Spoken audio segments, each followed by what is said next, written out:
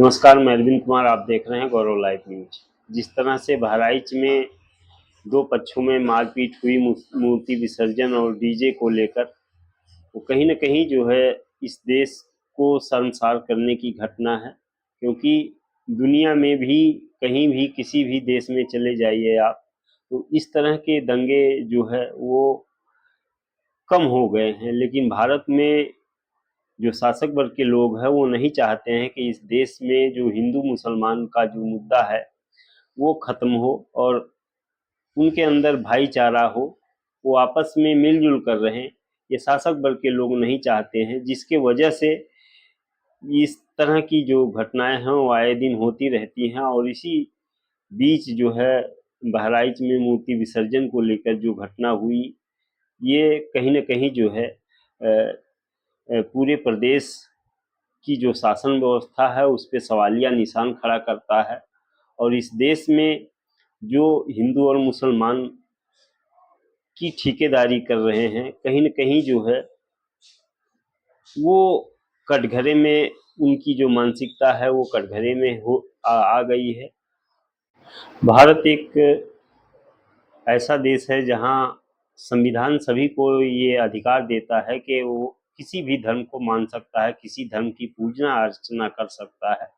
लेकिन संविधान कभी भी ये इजाज़त नहीं देता है कि आप किसी दूसरे मजहब के लोग को जो है परेशान कीजिए और किसी दूसरे मजहब के व्यक्ति के घर के ऊपर जो है आप अपने मन मुताबिक जो है झंडा फहराइए। ये कभी भी जो है संविधान के दायरे में नहीं है।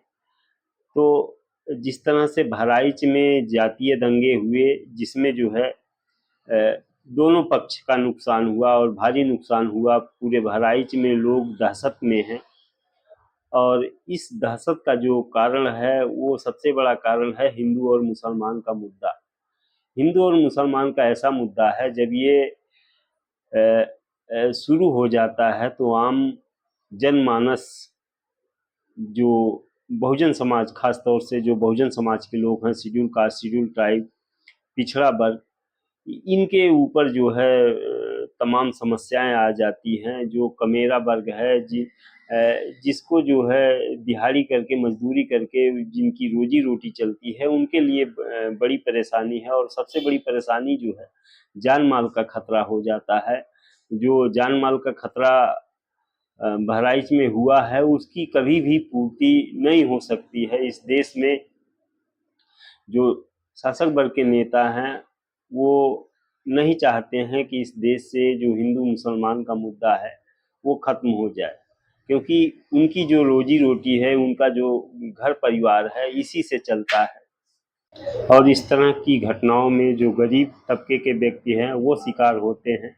उनको नहीं पता होता है कि यही जिस धर्म के लिए वो लड़ रहे हैं, यही धर्म जो है उनके लिए और उनके परिवार के लिए एक समस्या का बोझ बन जाएगा। तो ये पहली घटना है जो बहराइच में हुई है, जिसमें एक ब्राह्मण व्यक्ति की मौत हुई है। इसके पहले जितनी भी घटनाएं होती थी उसमें SC ST OBC के लोग अधिकतर जो है उनको ज़्यादा नुकसान होता है। और इस बार जो बहराइच में घटना हुई है जिसमें ब्राह्मण समाज का एक लड़का जो है उसकी मौत हुई है, तो कहीं न कहीं जो है ये जो इस तरह की घटनाएं हैं उसमें गरीब व्यक्ति जो है, जो जिनके पास तमाम साधन संसाधन की कमी होती है, जो दूसरे के बहकावे में आ जाते हैं, वो इस तरह की घटनाओं को अंजाम देते हैं। वो ये नहीं सोच पाते हैं कि एक मानव और दूसरा मानव, मानव एक समान है। लेकिन इस तरह की घटनाओं को जो हवा देने वाले नेता होते हैं, उनके बच्चे जो है अमेरिका इंग्लैंड में पढ़ते हैं, उनके बच्चे रोड पर हिंदुत्व की लड़ाई नहीं लड़ते हैं, उनके बच्चे हिंदू और मुसलमान की लड़ाई नहीं लड़ते हैं। तो कौन लोग हैं वो जो हिंदू और मुसलमान की लड़ाई के लिए अपने अपने साथ अपने परिवार को भी जो है जोखिम में डाल देते हैं।